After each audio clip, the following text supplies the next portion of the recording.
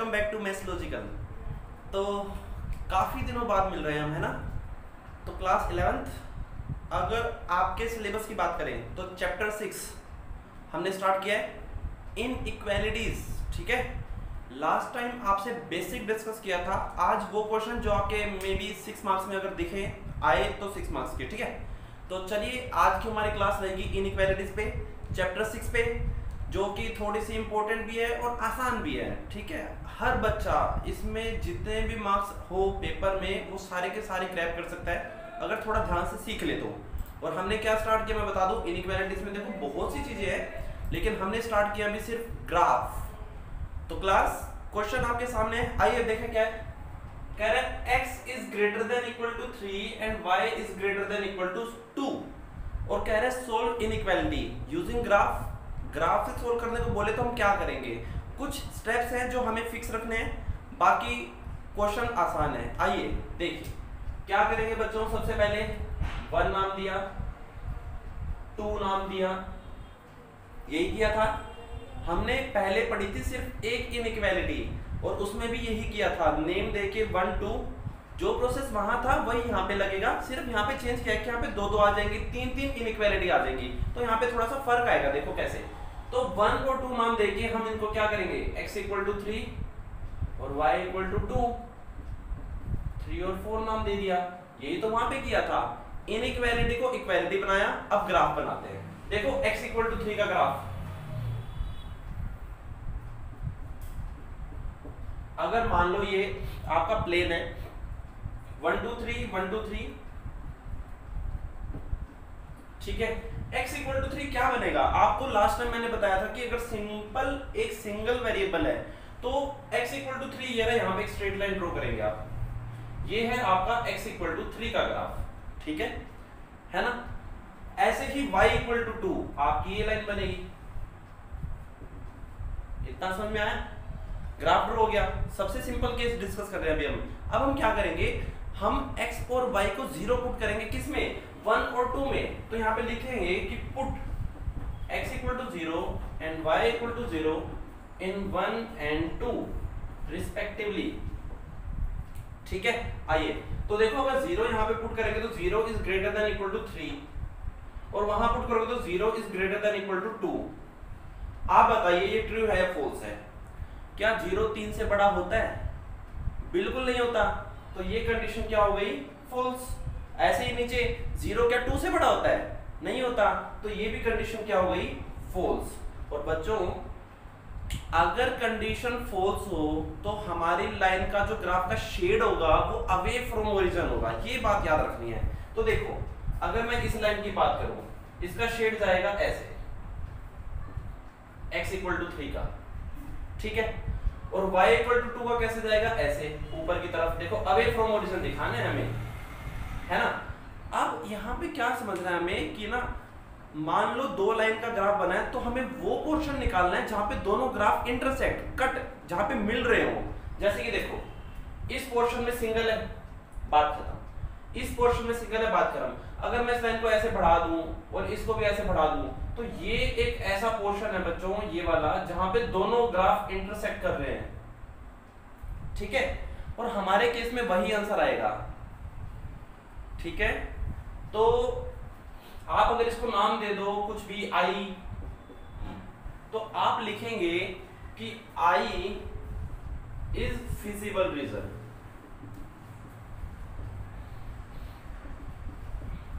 अब ये feasible region क्या होता है, ये फिजिबल रीजन ही हमारा आंसर है, हमारा सॉल्यूशन है। और वो होता क्या है बच्चों, ध्यान से सुनना, कि आप इस रीजन में आप कोई भी पॉइंट ले लो, कोई भी पॉइंट, चाहे ये, कोई भी पॉइंट ले लोगे ना, वो आपकी दोनों इनइक्वालिटी को सेटिस्फाई करेगा। सेटिस्फाई मतलब आपका ऐसी वैल्यू आएगी जो कि आपके आंसर दे देगा दोनों के केस में। मतलब इन दोनों इनइक्वालिटी का सॉल्यूशन है ये फिजिबल रीजन, ठीक है। चलो इस चीज को मैं आगे क्वेश्चन में और अच्छे से डिस्कस करूंगा, लेकिन मुझे उम्मीद है कि आपको ये क्वेश्चन और ये कॉन्सेप्ट समझ में आया होगा कि क्या करना है। अदरवाइज आने वाले क्वेश्चन को आप और देखिए और अच्छे से क्लियर होगा, ठीक है। चलिए नेक्स्ट क्वेश्चन पे बढ़ते हैं। 11th क्लास क्वेश्चन सामने है, देख पा रहे हैं क्या क्वेश्चन है कि 3x + 2y ≤ 12, x > 1, y > 2। Question तो कुछ भी हो सकता है ना, हमें तो अपने प्रोसेस या फिर स्टेप फॉलो करने। तो देखिए 1 नाम दिया, 2 नाम दिया और 3 नाम दिया, ठीक है, सेम वही जो अब तक करते आए हैं। अब इनइक्वालिटी को इक्वालिटी बनाओ तो 3x + 2y = 12, 4 नेम दे देंगे, x = 1, 5 and y = 2, 6। I hope ये अब हर बच्चे को आ चुका है। अब क्या करना है, देखिए यहाँ देखो, इनकी टेबल नहीं बनेगी क्योंकि सिंगल वेरिएबल है, x और y है सिंपल, इनकी टेबल नहीं बनेगी। तो हम क्या करेंगे, इसके लिए टेबल बनानी पड़ेगी। इसकी टेबल देखो कैसे बनानी है, मैंने एक ही चीज कही है कि आप बस एक चीज कर दो, एक बार x को 0 पुट कर दो, एक बार y को 0 पुट कर दो अपनी तरफ से, बस। क्या, एक बार x को 0 पुट करो। अब देखो जब आप यहाँ पे x को 0 रखोगे तो ये खत्म हो जाएगा, क्या बचेगा, 2y = 12, तो y आ जाएगा 6, ठीक हुआ। अब एक बार y को 0 रख दो तो 3 वहां डिवाइड में जाएगा तो कितना आ जाएगा, 4। इस लाइन के पॉइंट्स आ गए। पॉइंट्स मैंने आपको बताया था कैसे आए हैं, ऐसे रीड करोगे। इसके लिए पॉइंट बनेगा 0,6 और ये बनेगा 4,0, ठीक है। आइए ग्राफ बनाएं, क्योंकि अब और कुछ टेबल तो बनाने नहीं है, वो तो सिंपल बनने वाले हैं। तो देखिए ग्राफ कैसे बनेगा।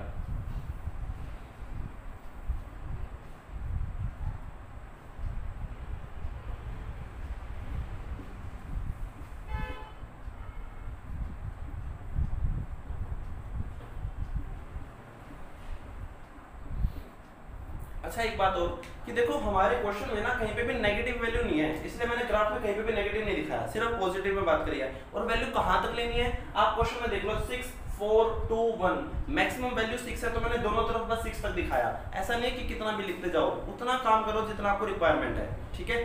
तो आइए पहले इसको बना लेते हैं। x 0 y 6 कहां दिखाएंगे बच्चों, ये है वो पॉइंट, यही है। x 0 पूरी लाइन है, y 6 ये रहा, तो ये वो पॉइंट आ जाएगा, ठीक है। ऐसे ही x 4 y 0 कहां जाएगा, ये रहा, और आप इन्हें ज्वाइन कर देंगे, ठीक है। एक चीज क्या करनी है आपको, यहाँ पे इसकी इक्वेशन लिख दो कि 3x + 2y = 12, ये होगी भैया इसकी इक्वेशन, ठीक है। इससे पता चल जाएगा कि इस लाइन किस इक्वेशन की लाइन है ये, है ना। आगे बढ़ते हैं, x = 1 ये बनेगा। आई होप अब मुझे ये ज्यादा एक्सप्लेन करने की नीड नहीं है कि x = 1 ये क्यों बना, क्योंकि एक सिंगल वेरिएबल है। जिस पॉइंट पे अगर 1 है तो 1 से एक लाइन पास हो जाएगी, ठीक है। ऐसे y = 2 ऐसे बनेगा,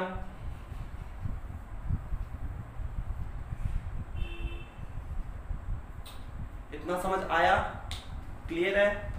अब हमें क्या करना है, शेड करना है, और शेड के लिए पहले हमें क्या करना है, पुट करेंगे हम x = 0 and y = 0 in 1, 2 and 3, ठीक है।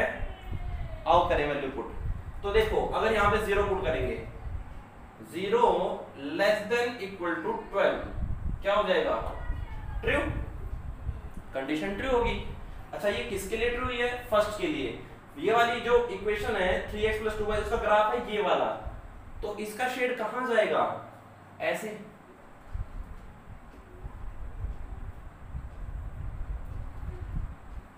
ये बात ठीक हुआ। अब सेकंड पे चलो, x यानी 0 > 1 ट्रू है या फॉल्स है, आप ये बताइए। क्या 0 1 से बड़ा होता है, नहीं होता, तो ये कंडीशन क्या हुई, फॉल्स। अब आप ये देखो ये किसके लिए था, x = 1 के लिए, और वो ये लाइन है x = 1, तो इसका शेड अवे फ्रॉम ओरिजिन, ऐसे। ये बात ठीक हुई, है ना। देखिए यहाँ पे थोड़ा सा मे भी आपको ऐसा लगे कि क्या है, लेकिन जब आप खुद से बनाएंगे ना आपको सब चीजें एक बार में क्लियर हो जाएंगी। ऐसे ही एक बार लास्ट वाला करते तो 0 > 2 ये भी फॉल्स। 0 क्या 2 से बड़ा होता है, नहीं होता, बात खत्म। इसका भी देखो ये है वो लाइन y = 2 ये रही, अब इसका शेड भी अवे फ्रॉम ओरिजिन, ऐसे। हाँ बच्चों इतना करने के बाद ना आपको अपनी नोटबुक में इनमें से देखो कितना सारा भर चुका है। ये आपको ऐसा रीजन ढूंढना है जहां पे ये तीनों ग्राफ कट कर रहे हो और मेरे को नजर आ रहा है, ये नहीं है वो ग्राफ, ये भी नहीं है। देखो ये जरा ध्यान से, ये वाली ट्रायंगल 1, 2 और 3, अगर आप इसको ध्यान से देखेंगे ना तो आपका ये वो पोर्शन है जहां पे सारे ग्राफ इंटरसेक्ट कर रहे हैं एक दूसरे को, ठीक है।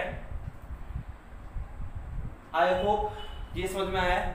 अब हमारा क्या लिखनी है, एक आखिरी चीज, ये देखो अब इस केस में क्या हुआ कि ये देखो बंद सा गया है, बंधा हुआ रीजन है ना, इसलिए मैं क्या कहूंगा, bounded portion is feasible region. Bounded portion is feasible region मतलब क्या है कि आप इस रीजन में से किसी भी एक पॉइंट को उठाओ, वो पॉइंट आपकी तीनों इनइक्वालिटी को सेटिस्फाई करेगा। सेटिस्फाई करने का मतलब क्या है कि आप अगर यहां पुट करोगे तो वो 12 से छोटा आएगा, यहां पुट करोगे तो 1 से ग्रेटर आएगा, वहां पुट करोगे तो वो 2 से ग्रेटर आएगा। हमेशा कोई भी पॉइंट उठा लेना, ये सारा का सारा क्या है, एक साथ तीनों का सॉल्यूशन है, ठीक है। आई होप आपको इनइक्वालिटी के ये वाले केस क्लियर है ना। एक हैवी क्वेश्चन ले रहा हूं, इसी में ध्यान से सीखिएगा, ठीक है। चलिए आइए 11th क्लास, चलिए नेक्स्ट क्वेश्चन। अच्छा देखो एक चीज और, हर क्वेश्चन में कुछ ना कुछ तो नया आएगा। आज की वीडियो के हर क्वेश्चन आपको सिखाने के लिए, एक एक क्वेश्चन समझ लो, उसके बाद मैं कह पाऊंगा कि उनके बाद अगर आप क्वेश्चन करेंगे ना तो आपका कोई डाउट नहीं बचेगा, ठीक है। आखिरी तक ये वीडियो देखिए और channel subscribe, like, share, comment जरूर करते रहो, ठीक है। हम दोबारा से स्टार्ट कर चुके हैं, तो आइए अब क्वेश्चन पे बढ़ते हैं। तो 3x + 2y ≤ 150, 1 नाम दिया। x + 4y ≤ 80, 2 नाम दिया।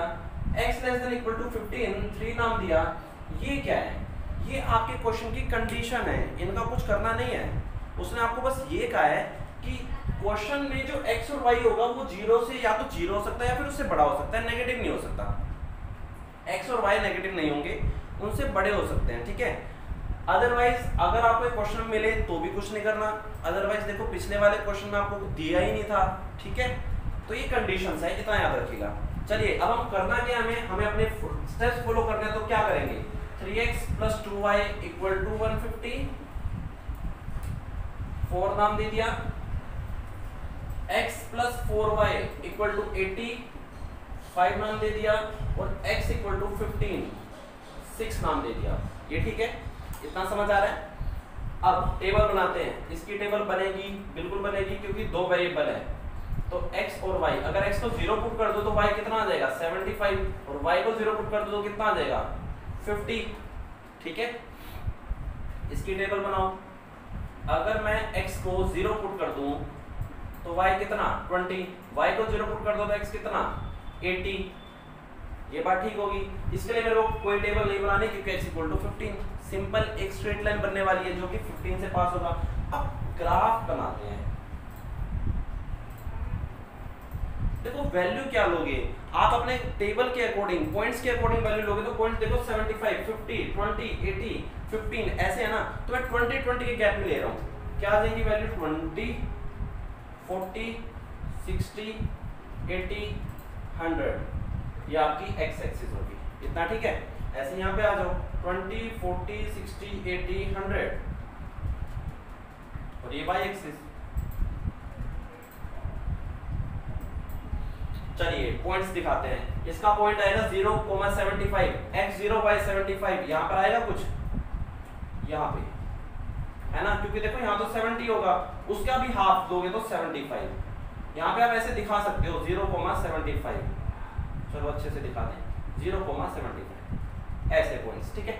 वरना तो आपको क्लियर होगा, मैंने तो यही बात कही है कि आप पॉइंट दिखाओ, बाद में इक्वेशन के नाम लिख दो। कैसे, अच्छा y 0 x 50 यहाँ पे आ जाएगा, इन्हें ज्वाइन करो। और मैंने कहा था कि आप यहाँ पे इक्वेशन लिख दो कि 3x + 2y = 150। अब आपको पॉइंट्स की नीड नहीं, आपको ये पता चल गया किसकी इक्वेशन है, ठीक है। आगे बढ़ते हैं। x 0/20 ये रहा, y 0 x 80 ये रहा, इनको बनाओ, कुछ ऐसे बनेगा। ये कौन सी इक्वेशन है, x + 4y = 80, ये बात ठीक होगी। लास्ट x = 15 कहाँ जाएगा बच्चों, ये रहा 15, नहीं कुछ यहाँ पे है ना, तो यहाँ पे बना देते हैं।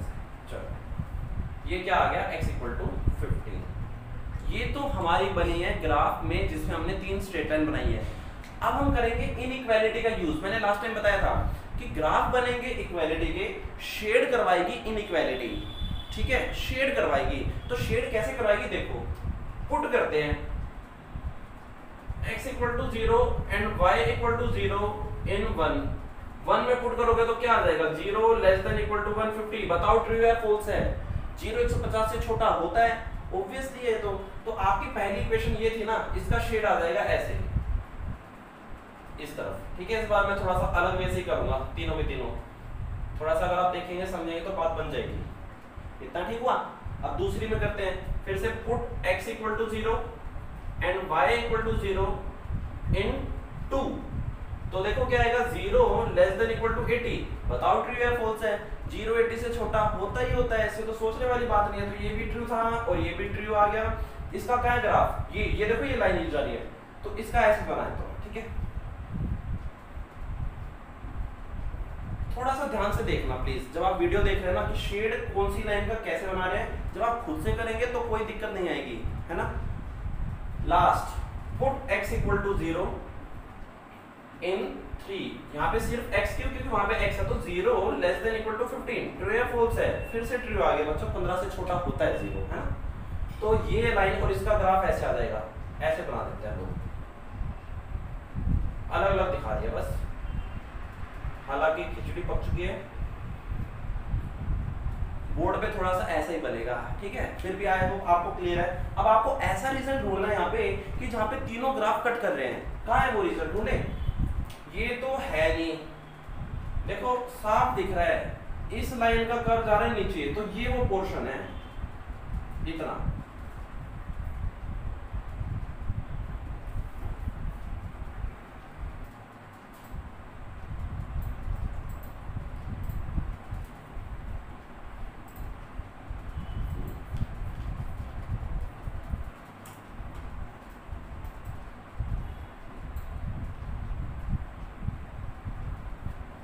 जी बिल्कुल, देखिए ये जो पोर्शन दिख रहा है ना आपको, बाउंड्री रीजन इतना, ये आपका फिजिबल रीजन है। इस केस में आप कोशिश करिएगा, आपको पता चलेगा कि कहां कहां पर तीनों लाइन इंटरसेक्ट कर रही हैं, ठीक है। बाउंड्री रीजन कोशिश किया करो मिल पाए, अदरवाइज अनबाउंडेड में मिल सकता है। जो हमारा केस बन था वो अनबाउंडेड था, क्योंकि वो दोनों तरफ से खुला हुआ था और पूरा पूरा आपका फिजिबल रीजन था, ठीक है। दो ही तरह के आंसर आएंगे, बाउंडेड या अनबाउंडेड। हमारे इस केस में भी क्या है, बाउंडेड। तो यहां पे आप आखिरी में लिख देंगे bounded reason is feasible region, ठीक है। कोई आपसे पूछे फिजिबल रीजन क्या है, तो ये वो रीजन होता है जिस रीजन का कोई भी पॉइंट उठाओ आपके तीनों इनइक्वालिटीज को एक साथ सेटिस्फाई करेगा, ठीक है। आई होप बेसिक से थोड़ा सा अपर लेवल था, क्लियर है। भले ही आपके क्वेश्चन का सॉल्यूशन आ रहा है, लेकिन मुझे उम्मीद है कि आपको स्टेप्स पता चल गए, तो आप 6.3 अब सोल्व कर पाएंगे पूरी। मैं एक क्वेश्चन और डिस्कस करने वाला हूं जो कि थोड़ा सा इन सबसे हटके है और मोस्ट इंपोर्टेंट है, ठीक है। आइए, हाँ जी, 11th क्लास इनइक्वालिटी आ रही है समझ में या नहीं आज के केस। वरना मैं यही कहूंगा कि आप क्वेश्चन देखिए, वीडियो देखिए, क्वेश्चन सारे समझ लो और खुद से ट्राई करो। 4 या 5 क्वेश्चन करते ही आपके सारे डाउट क्लियर हो जाएंगे, ठीक है। चलिए, तो हमारा क्वेश्चन सामने है, आपके एनसीईआरटी 6.3 के क्वेश्चन मैंने पिक किए हैं। क्वेश्चन नंबर देख लीजिए, 15 है, लास्ट क्वेश्चन है। अच्छा क्वेश्चन है, 1 नाम दिया, 2 नाम दिया और 3 नाम दिया। ये आपकी कंडीशंस हैं, x greater than equal to 0, इनका कुछ नहीं करना, बस ये क्वेश्चन में लिखी आएंगी जरूर। अब आप क्या करेंगे, x plus 2y equal to 10, x plus y equal to 1 and x minus y equal to 0। ये बात ठीक हुई। अब क्या करेंगे, टेबल बनाते हैं।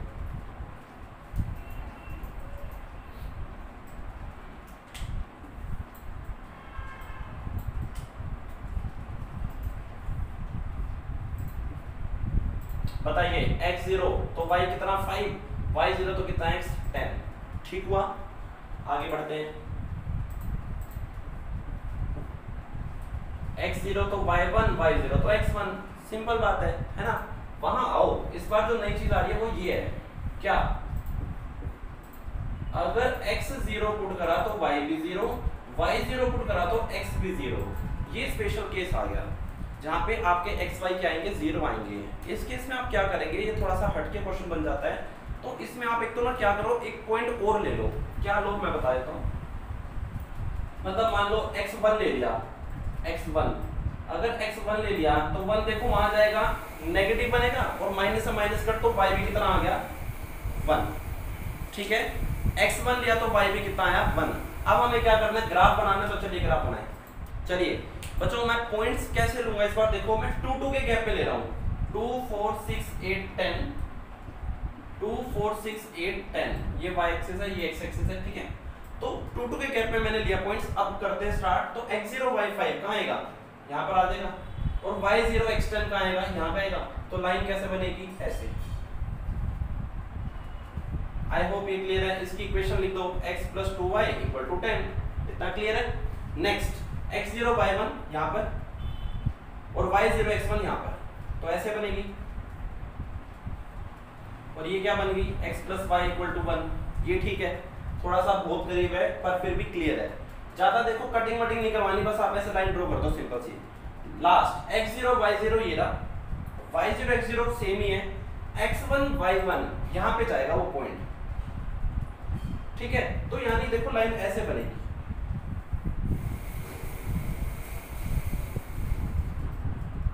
ये ठीक हो गया। इस केस में स्पेशल केस क्या है कि आपकी लाइन ओरिजिन से पास हो रही है, तो इस केस में ग्राफ थोड़ा सा देखो कैसे बनेगा। हमें शेड करने में दिक्कत आएगी। ग्राफ तो बन चुका है, शेड करने में दिक्कत आने वाली है, तो उसी को सोल्व करने के लिए एक चीज कर क्या करेंगे, सीखेंगे, है ना। आओ तो देखो, अगर पुट करें x = 0 and y = 0 in 1,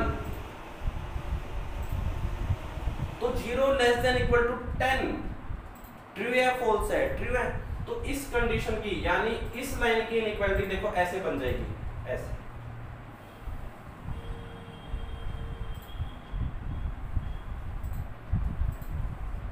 I hope ये क्लियर है ना। दूसरे का बताओ, पुट कर लेते हैं x = 0 एंड y = 0 इन 2, तो क्या आएगा, 0 > 1। 0 1 से बड़ा होता है, ट्रू है, फॉल्स है, साफ पता चल रहा है। ये तो ट्रू था और ये फॉल्स है। इसका ग्राफ है ये वाला, तो इसका कर्व बनेगा ऐसे। ये ठीक है। अब आखिरी चीज, ये जो लाइन बची है इसका ग्राफ देखो। इस केस में मैं 0 को पुट नहीं करूंगा। हमने अभी तक क्या किया है, x और y दोनों को 0 रख रहे थे, लेकिन जो लाइन ओरिजिन से पास होगी उसमें आप 0 पुट नहीं करेंगे। तो क्या पुट करेंगे वो सुनो। ये आपकी लाइन है, ये लाइन है ना, देख रहे हैं आप, ये वाली लाइन। तो आप या तो इस साइड का कोई एक पॉइंट ले लो या इस साइड का, आपकी मर्जी है। क्या मान रहा हूं मैं, ये वाला पॉइंट मान रहा हूं। अब ये पॉइंट है क्या, 2, 1। देखो x तो 2 है और y 1 है। ठीक है, ये आप पता कर सकते हैं। तो आप पुट करने जा रहे हैं x को 2, 1 कहां पे, 3 में। तो देखो मैं क्या लिख रहा हूं, पुट करा, ये ठीक है, x को 2 और y को 1 पुट कर रहे हैं हम 3 में। तो क्या आ जाएगा, 2 - 1 <= 0, 1 <= 0। कंडीशन ट्रू है, फॉल्स है। 1 0 से छोटा होता है, नहीं, फॉल्स होगी कंडीशन। समझ रहे हैं। हमने देखो एक बार फिर समझ लो, जो लाइन ओरिजिन से पास कर रही है, हम उसके या तो इधर का कोई पॉइंट या उधर का पुट कर सकते हैं। मैंने लिया इस साइड, कोई भी पॉइंट मान लो, मैंने मान लिया 2, 1, देख पा रहे हैं। अब जब 2, 1 पुट किया तो कंडीशन क्या होगी, फॉल्स। अब ध्यान से सुनना, जब पॉइंट इधर का है और कंडीशन फॉल्स है, तो आप इस साइड शेड करेंगे ऐसे। क्या मतलब है, अगर पॉइंट ये है और कंडीशन ट्रू हो जाती तो मैं उसी साइड शेड करता। ठीक है, अगर पॉइंट इधर है और कंडीशन फॉल्स हो गई है तो मैं दूसरी साइड शेड करूंगा। समझ रहे हैं, जिस साइड पॉइंट लिया कंडीशन ट्रू तो उसी साइड शेड, अगर पॉइंट जहां लिया है फॉल्स होगी कंडीशन तो दूसरी साइड शेड। ठीक है, तो चलिए अब हमारा फिजिबल रीजन क्या आने वाला है वो देख लेते हैं। देखो ये रीजन है, ये है, ये रहा वो रीजन, 1 2 3 और 4, ये सारा हमारे केस का आंसर आएगा बाउंडेड रीजन, जो आपको दिख रहा है। मैंने उसको थोड़ा सा डार्क कर दिया है। ठीक है, तो आप लिखेंगे कि bounded portion, bounded portion is feasible region। ठीक है क्लास 11th इनइक्वालिटी का ये थोड़ा सा हैवी पार्ट था। ग्राफ आज कंप्लीट हुए, एक्सरसाइज 6.3 कंप्लीट कर सकते हैं आप इस बेस पे। और मैं पूरी गारंटी के साथ कहता हूं कि अगर आप थोड़ा अगर अच्छे से समझ लेंगे तो एक क्वेश्चन का भी डाउट नहीं मिलेगा। लेकिन अगर डाउट आता है तो आप कांटेक्ट कर सकते हैं, मुझे बता सकते हैं, ठीक है, क्लियर किए जाएंगे। तो चलिए कंप्लीट हुआ ये टॉपिक, खत्म करें आज की क्लास। आई होप आपको क्लियर है। और पढ़िए, मेहनत कीजिए।